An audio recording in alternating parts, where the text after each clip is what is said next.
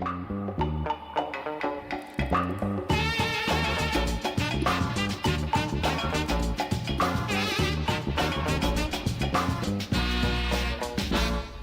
very good evening everyone, and this is the first demo class for the upcoming session CLAT 2026 batch और एलए 2026 batch. My name is Sanu and I am the founder of films CLAT. And आज हमने पहली demo class रखी है and I hope that कि I welcome you all. जितने भी लोग अगर डेमो क्लासरूम में आए हुए हो, it's great to see you guys and lots of respect, क्योंकि आने वाले टाइम में तुम जज बन जाओगे. You guys will be the future जज और may be chief justice of India, may be different kind of lawyer, advocate और लॉ फॉर्म अपना ओपन कर लो. There must be respect for you guys. अभी क्या हो नहीं पता, बट टाइम कहाँ ले जाएगी, हु नोज. सो स्टार्ट करते हैं आज के सेशन को. तो the topic is the CLAT paradox, high mock score, low result. Why do so many students fail to crack CLAT despite scoring 100% mocks. It means that कि इतने सारे बच्चे जो मॉक में लास्ट ईयर या हर साल लाते हैं, वो तब भी पेपर में जाने के बाद क्यों फेल हो जाते हैं. क्यों फेल का मतलब क्यों नहीं अपने एक्सपेक्टेड स्कोर को उस दिन टच कर पाते हैं. This is something very important. But जब भी मैं क्लासरूम में स्टार्ट करता हूँ, ये तुम्हारी पहली क्लास है और तुम इस इन्वायरमेंट को समझ लो कि कैसे फिल्म्स में क्लासेस होती है. तो जब भी मैं क्लासेस को स्टार्ट करता हूँ, the first thing which I always kept in my mind कि मुझे एक कहानी याद आती है. कहानी याद आती है कि एक बहुत बड़े संत हो चुके रहे अपने कंट्री में, है ना, विद ड्यू रिस्पेक्ट. तो मुझे था ना कि वो कौन थे. काफ़ी knowledgeable a person who is lots of wisdom, who is very intellectual, very intelligent, very sharp, very calm, who use to preach, who use to teach lots of things during his time. और आज भी हम उनकी कहानियों को सुनकर सीखते हैं. मुझे अपन उनकी एक कहानी याद आती है. आती कि एक गांव के लोग ने कहा कि उस संत का नाम श्री एक्स रख लो, मिस्टर एक्स रख लो, तुम बताना वो संत कौन थे, वो महान व्यक्ति कौन थे हमारे कंट्री के. तो गांव के लोगों ने कहा कि मेरे को ज्ञान लेनी है. क्या लेनी है? ज्ञान. गुरु समझे क्या लेनी है? ज्ञान लेनी है. तो एक बहुत बड़े ज्ञानी आए हुए हैं हमारे गांव में, तो चलते हैं उनके पास शिक्षा लेने. उन्होंने बोला कि ठीक है, कल से मैं शिक्षा दूंगा. जितने भी लोग आना चाहते हो, they are mostly welcome, they are mostly invited. Come and sit here, I will give you a lesson, I will teach you something. उस दिन उनके पास 20 लोग आए पढ़ने के लिए. जब वो पढ़ने के लिए आए तो बताइए, गुरु जी जो थे वो आराम से आसन पर बैठे हुए थे और काफ़ी चुप थे और अपनी आंखें बंद किए हुए थे. लोग वहाँ पे बैठे रहे. लोगों ने देखा कि अभी बोलेंगे, अभी बोलेंगे. सुबह से शाम हो गई, but he did not utter a single word. उन्होंने कुछ भी नहीं बोला. वो लोग चले गए, अपने बात करते रहे कि अरे यार ये क्या हो गया, ये क्या हो गया, ये क्या हो गया, है ना. कुछ बोले ही नहीं, कुछ सिखाए ही नहीं. अगले दिन लगा कि गुरुजी आपने कल नहीं कुछ बोला, क्या आज कुछ बोलोगे. कहा कि हाँ, आज भी आ जाना. अगेन 20 लोग गए. वो लोग देखे कि अरे यार आज भी कुछ नहीं बोल रहे हैं, सुबह से दोपहर हो गया and he not utter a single word. उसमें से कुछ लोग चले गए, 5 लोग मान लो चले गए. तब भी शाम हो गया, वो कुछ नहीं बोले, आंख बंद किए हुए थे, बैठे हुए थे. अगले दिन फिर बुलाए कि आओ आज मैं सिखाऊंगा. अगले दिन 10 लोग गए. कह अरे यार टाइम वेस्ट हो रहा है, ये तो कुछ सिखा नहीं रहे हैं, बस हमें बुला लेते हैं, बैठ जाते हैं, कुछ बताते नहीं है. अगले दिन 10 लोग गए. वो फिर उस दिन कुछ नहीं बोले, did not utter a single word. लोग वहाँ पे बैठे रहे, सुन देख रहे थे, सुबह से शाम हो गया, but did not utter a single word. फिर हम कहानी को आगे ले जाते हैं. चौथा दिन हुआ. चौथे दिन 5 लोग गए. Again he did the same thing, did not utter a single word. छठे दिन फिर वही 5 लोग गए. Again he did not utter a single word. अगले दिन फिर वही 5 लोग गए. Then he said, you know what, उन्होंने क्या कहा उस दिन. वो कहे कि मैं चेक कर रहा था कि कितने लोग एक्चुअल में सीखने आए हैं और कितने लोग बस मुझे देखने आए हैं. कहने का मतलब है कि जब तक गुरु इस बात को लेकर श्योर ना हो जाए कि एक्चुअल स्टूडेंट उसके पास है, तब तक उन्होंने कोई भी प्रीच नहीं किया, कुछ भी नहीं सीखा. 6 दिन चुप रहे. तो कहें कि मैं पिछले 3 दिनों से देख रहा हूँ कि आप 5 लोग लगातार आ रहे हो. It means you are the only one जो मेरे से कुछ सीखने आए, बाकी तो सिर्फ ऑडियंस थी. आप मुझे बताओगे कि वो इंसान कौन था अपने कंट्री का जिन्होंने ये लेसन दिया. अनफॉर्चुनेटली हमारे कंट्री में आज के टाइम में एक अच्छे टीचर भी नहीं है.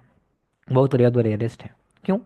जो अच्छे टीचर रहे अपने टाइम पर, वो किसी भी इंडस्ट्री के हों, वो आज इन्फ्लुएंसर हो गए या अलग उनकी फील्ड हो गई, बट जनरली टीचर बहुत रेयर है. उसे जानते हो रेयर क्या है हमारे कंट्री में? अच्छे स्टूडेंट. क्यों? क्योंकि आवर कंट्री एक ऐसा है जहाँ पे आजकल information by tip of the finger मिल जा रही है, बट एक्चुअल नॉलेज क्लासरूम में ही मिलती है. और फ्लेम्स की तालीम भी यही है कि यूट्यूब पे उतने एक्टिव नहीं रहते हैं, बट हम अक्सर क्लासरूम में वो माहौल लाने की कोशिश करते हैं. तो आज की क्लासरूम है, पहली क्लास है डेमो क्लास कलाम बैच 1 का, जहाँ पे आप सब आए हो. मैं आपको एक टारगेट भी दिया. टारगेट क्या था कि जब से मैं लेक्चर लेना स्टार्ट किया, आप एक टाइम नोट डाउन कर लो, और जब मैं पढ़ाना ख़त्म करूँगा तो आप मुझे बताना कि क्या उस बीच में आप बार बार अपनी घड़ी को देख रहे थे क्या, कि यार घड़ी देख रहा हूँ कब ये रुकेगा बोलना, बोर हो रहे हैं। Just let me know. अगर तुमने घड़ी देखा तो जस्ट बी ऑनेस्ट, कहना कि भैया आपने गद्दारी से पढ़ाया, सर आपने गद्दारी पढ़ाया, मैं बार बार घड़ी देख रहा था। This is target for every one जो भी आज क्लासरूम में आए हुए हैं। लेट्स चेक क्या होता है। तो स्टार्ट करते हैं टॉपिक के ऊपर कि हम एक क्लैट की जर्नी को स्टार्ट कर रहे हैं, और टॉपिक कहता है कि high mock score but low results. Films में हर साल 80% सिलेक्शन होता है पिछले 5 सालों से, इस बार भी रहा, टू बी वेरी ऑनेस्ट। अच्छे रिजल्ट्स अभी और लोगों का सिलेक्शन होगा काउंसलिंग एंड ऑल्स में, बट कुछ बच्चों का नहीं होता है। अब बीइंग ए टीचर समझ नहीं आता है कि सेलिब्रेशन किसका करें, उनका कि जो एनएलयू जा रहे हैं they got a good rank, या उनका जो एक्चुअल में सेलिब्रेशन करने लायक हैं, उन्होंने एक्चुअल मेहनत की है और they actually did very good in performance, या फिर सैड हो उनका जिनका होना चाहिए selection, we are very sure that that person will get into NLU but unfortunately उसका डी डे पर नहीं हुआ, उसके लिए सैड फील करें। जब रिजल्ट आता है ना तो बहुत डाइसी मोमेंट, बहुत कंफ्यूजिंग मोमेंट होता है हमारे लिए कि यार सेलिब्रेट करें या सैड हो। इसलिए फिल्म्स में ना जिस दिन रिजल्ट आता है उस दिन हम लोग उतना पोस्टर बैनर नहीं लगाते हैं, because we have to cater all the student जिनका अच्छा रैंक नहीं आया, जो रो रहे हैं, बिकॉज इट्स वेरी, एक बहुत इमोशनल मोमेंट होता है, not explain in words, because it's something very sad to see those kids, उनके आंख में आंसू, उनके माँ बाप परेशान होते हैं, वो कॉल कर रहे होते हैं कि सर आप क्या करना है, what is the next step, भैया ये कैसे हो गया, this is not something which I am expecting, भैया I think that I am a failure, I am, they used to use very strong word, they used to tell me a very strong word. तो एक 17 साल की as में, एक 16 साल की as में जब आप एक ड्रीम देखते हो ना, ड्रीम क्या है, एनएलयू का, तो ड्रीम देखना इज लाइक समथिंग कि हाँ देख लिया, किसी सिलेक्शन देख लिया, किसी सीनियर्स का देख लिया dream, someone of my family who went to the national university, okay I got a dream, या अपने पेरेंट्स में कोई देख लिया, कोई लीगल बैकग्राउंड से कि मुझे अपने पापा ऐसा बनना है, ऐसा है वैसा है।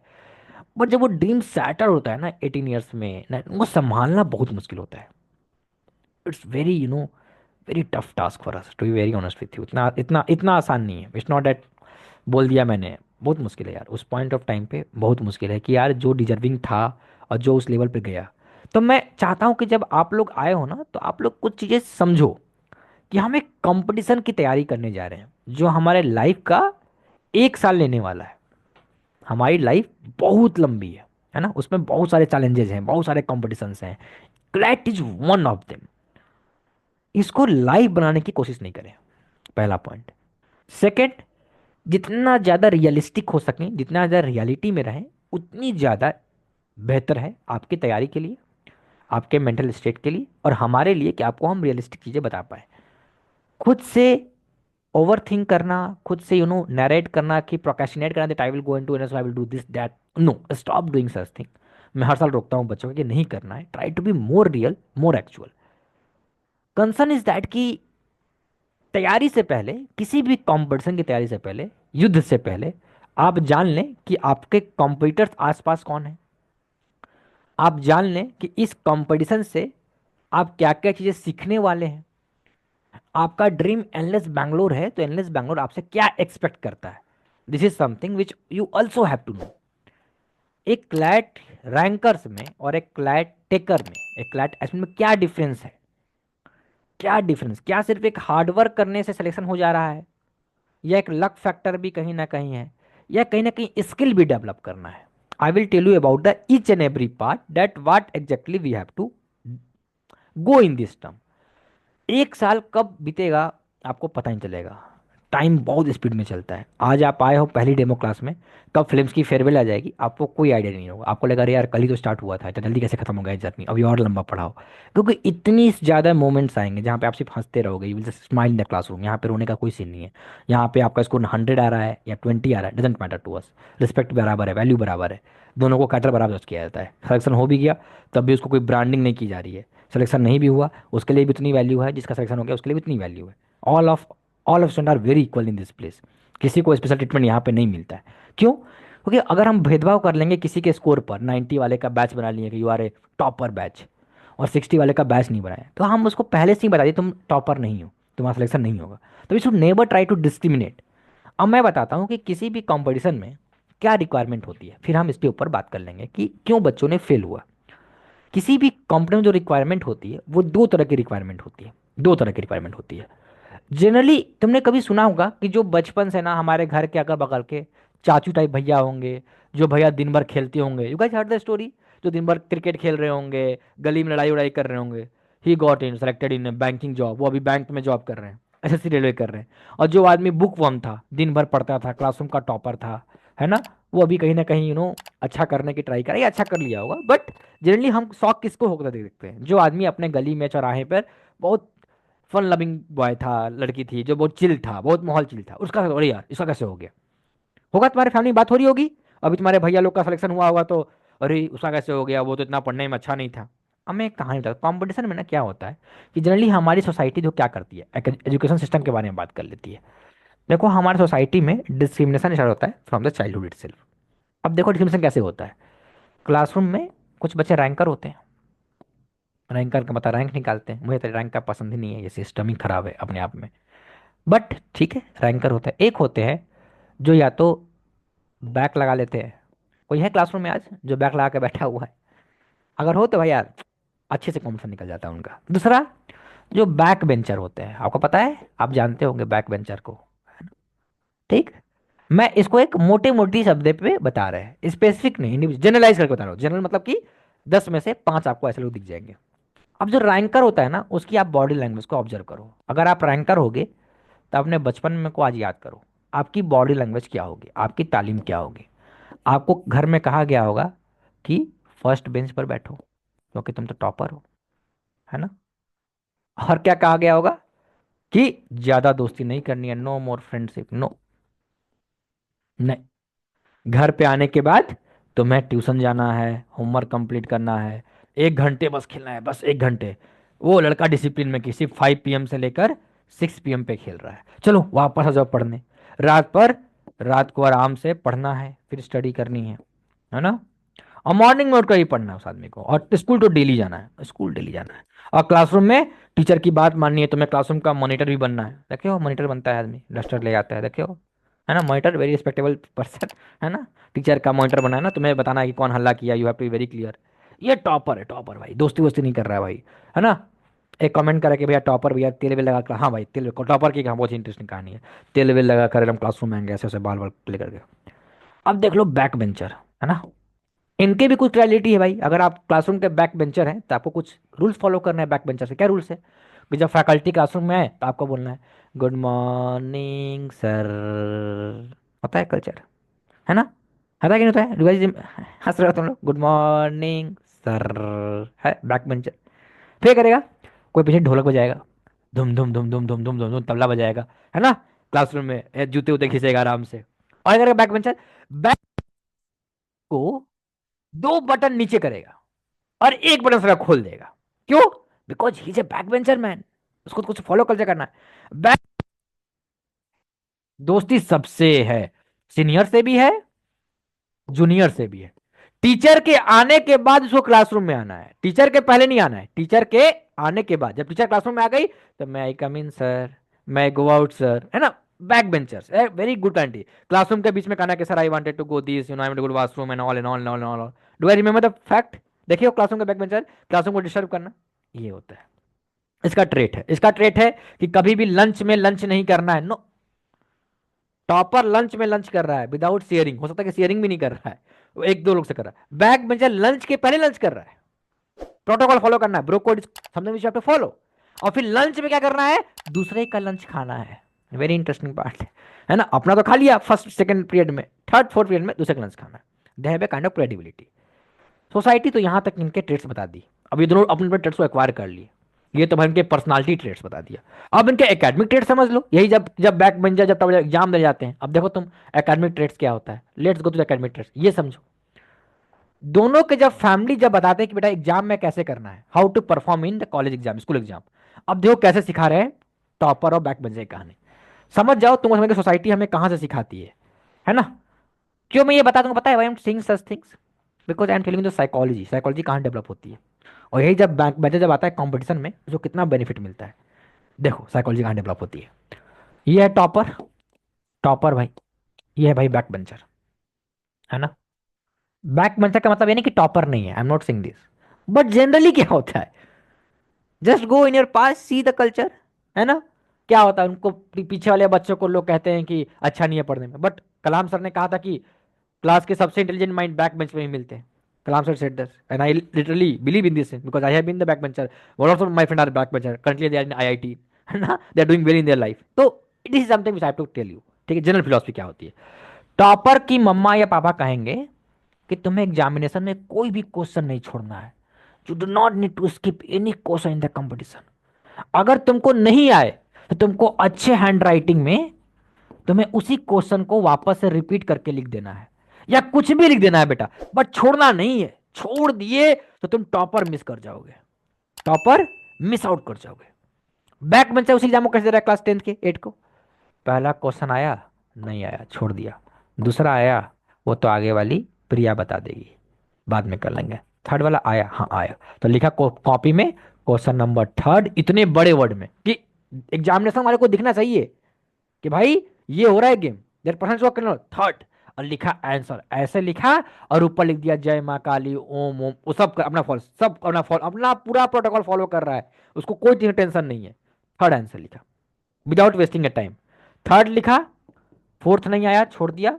फिफ्थ थोड़ा थोड़ा आया, लिख दिया। सिक्स आया, छोड़ दिया। पासिंग मार्क कितना है, 35 मार्क्स। उसको बस यही 35 मार्क्स दिख रहा है। टॉपर को दिख रहा है 100 में 99.5 भी नहीं होना चाहिए, क्योंकि 99.5 हो गए डिटॉल के साबुन हो गए हम, कि 99% जम्स कर लिए, 0.5 लिए वो रो देगा एग्जाम के बाद कि एक गलती हो गया मम्मा, मैंने पढ़ा था, ऐसा था वैसा था। अरे fact of the camera on guys, Athar Walia camera on. But dropper clear है कि उसको एग्जामिनेशन में जैसे ही उसने 35 नंबर का लिखा, अब वो चुप हो जाएगा, अब वो पेन नहीं चलाएगा। क्यों? अब ब्रोकोड रूल अप्लाई होता है। क्या बाकी दोस्तों को भी तो बताना है, रोहित को भी तो बताना है, Rohit is waiting for my answer, I have to pass my cheat to him, है कि नहीं? उसको भाई it will be unfair with Rohit ना, वो मेरे लिए भरोसा बैठा हुआ है, और जो आंसर हमको पूछना है वो पूछ लेगा। बैग बन जाएगा। किया 2-3 घंटे का पेपर था, तुम चेक करना, वो 2 घंटे 45 मिनट में निकल गया। 2:30 उसमें बाथरूम भी जा रहा है, 3 बार कम से कम मैंडेटरी है भाई। पहला घंटा, दूसरा घंटा, तीसरा घंटा। क्यों? चीटिंग करने नहीं जा रहा है, वाइब्स देखने, नो कि अगल बगल क्या चल रहा है, क्या है, इशारा है ना, दैट्स डिफरेंट वाइब। मतलब बैक बेंचर पहले उस क्वेश्चन को अटेम्प्ट करता है जो उसको आता है। टॉपर जो नहीं भी आता है तब भी अटेम्प्ट करता है, आता है तो करेगा ही करेगा। अब इसी रेप्लिका को, भाई ये तो टॉपर है ना यार, इसके तो घर वाले इसको रिस्पेक्ट देते हैं, इसको तो कहते हैं तुम तो घटिया हो, तुम अच्छे नहीं हो, तुम मेरा पैसा डुबा रहे हो, ये है सोसाइटी का सुन रहा है, ताना सुन रहा है। भाई कितना गंदा इंसान है भाई ये आदमी, ये प्रिविलेज्ड।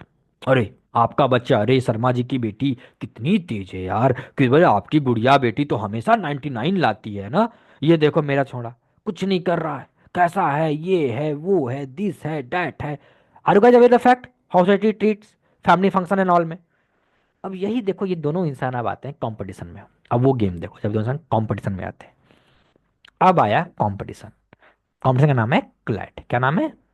क्लैट। अब देखो यही टॉपर बच्चा यहां पर आया, यही ड्रॉपर बच्चा बैक में, चाहे कुछ भी कर लो, ड्रॉप लिया हो, जो भी लो स्कोर लाता हो, जो भी कह लो इसको, है ना, टॉपर बच्चा। जब वो बच्चा क्लैट में है ना, तो कितना नंबर क्वेश्चन है? 120। वो एग्जामिनेशन में हर क्वेश्चन को अटेम्प्ट कर रहा है, मॉक में अपने। अगर नहीं भी अटेम्प्ट कर रहा है, अगर आ रहा है और आंसर नहीं निकल पा रहा है, तब भी अटेम्प्ट कर रहा है। क्यों? उसका ईगो क्लास हो रहा है। क्या?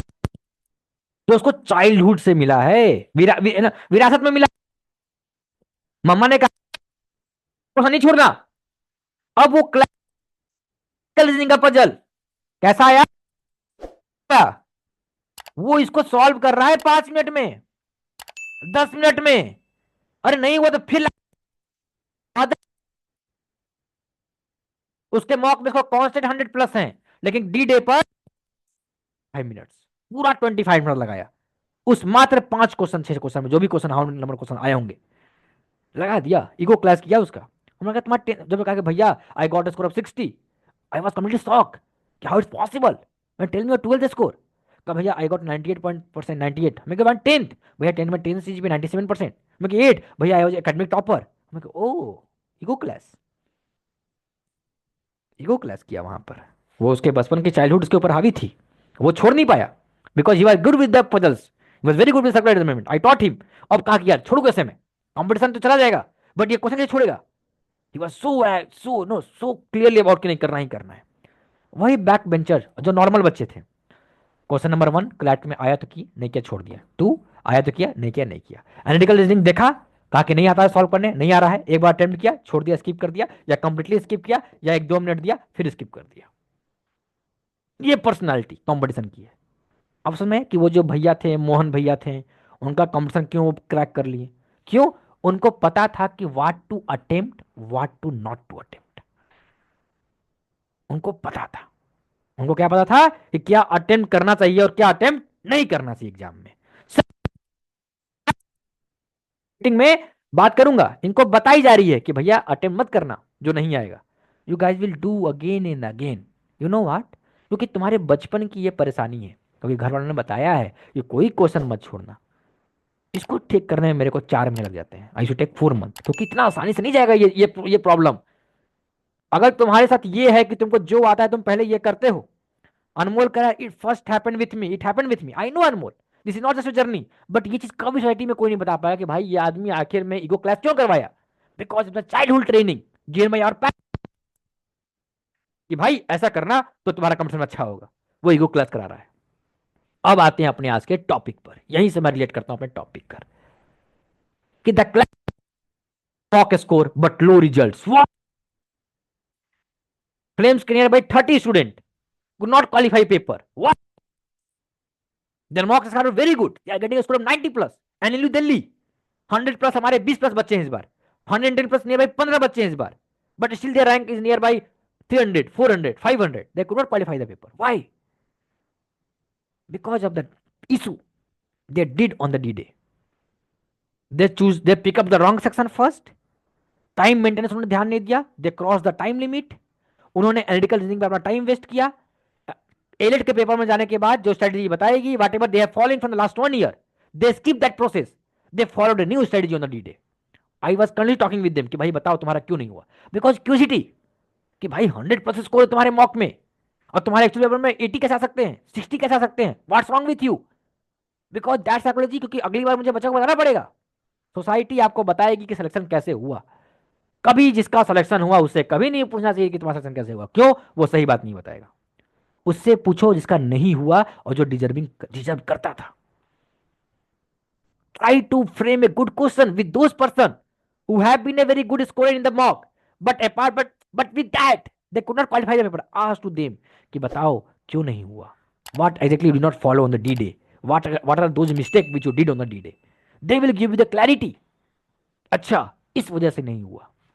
तो आज जो पहला सेशन है, मैं यहां पर ये नहीं बताने आपका मेरा स्टूडेंट चला गया एयरफोर्स के Nirbandh Datta got in New Delhi. No, I am tell you कि what about my student Alvira, what about my student Suresh Shukla, what about my student Kanchi, what about my student Anmol, what about my student Bhumi, what about my student Anshula Garodia, what about my student Shreya Tiwari, we are getting very good score. Suraj, Rajan, I have n number of name nearby 20-25 who could not get selection in NLU. क्या गलती की उन्होंने ताकि repeat नहीं करो.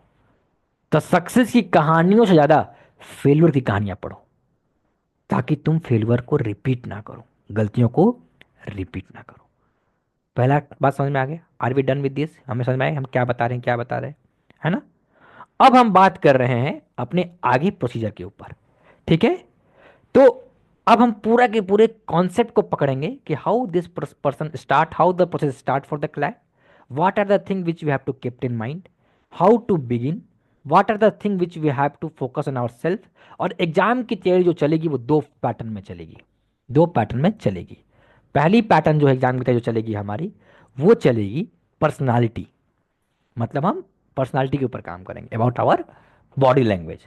Second जो तैयारी जो हमारी चलेगी वो चलेगी हमारी कॉन्सेप्चुअल नॉलेज. क्या चलेगी? पहले चलेगी एकेडमिक लर्निंग जो फ्लेम्स में होती है, और सेकंड जो हमारे यहाँ होती है पर्सनालिटी लर्निंग. इसे तुमने सुना होगा बहुतों से कि फ्लेम्स पाने का मेरी पर्सनालिटी बदल गई. तो हम इस दोनों के बारे में बात करेंगे, एकेडमिक एंड पर्सनालिटी. अब मैं यहाँ से रिकॉर्डिंग बंद कर रहा हूँ क्योंकि ये पार्ट चल जाएगा यूट्यूब पर. बाकी पार्ट जो हम लर्निंग लेने वाले हैं वो हम अब प्राइवेटली लेंगे. Why? Because education is not something जो हम कहीं पर भी ले लें. जो मेरे को समझ में आती है बात, एजुकेशन के लिए एक जगह बनी गई है, स्कूल, कॉलेजेस, क्लासरूम। तो अब मैं यहाँ से रिकॉर्डिंग बंद करके चली जाए अपने यूट्यूब पे। टीम ने बोला था कि कुछ पहले वीडियो अपने डाल देना, तो आई यहाँ से मैं रिकॉर्डिंग बंद करता हूँ। फिर हम बात करते हैं वन बाई वन। क्यों? क्योंकि तालीम हमेशा एक कमरे में बंद होकर दी जाती है, क्योंकि ये तालीम है। Are you guys understand the point? तो बंद कर रिकॉर्डिंग। ठीक है, चलो।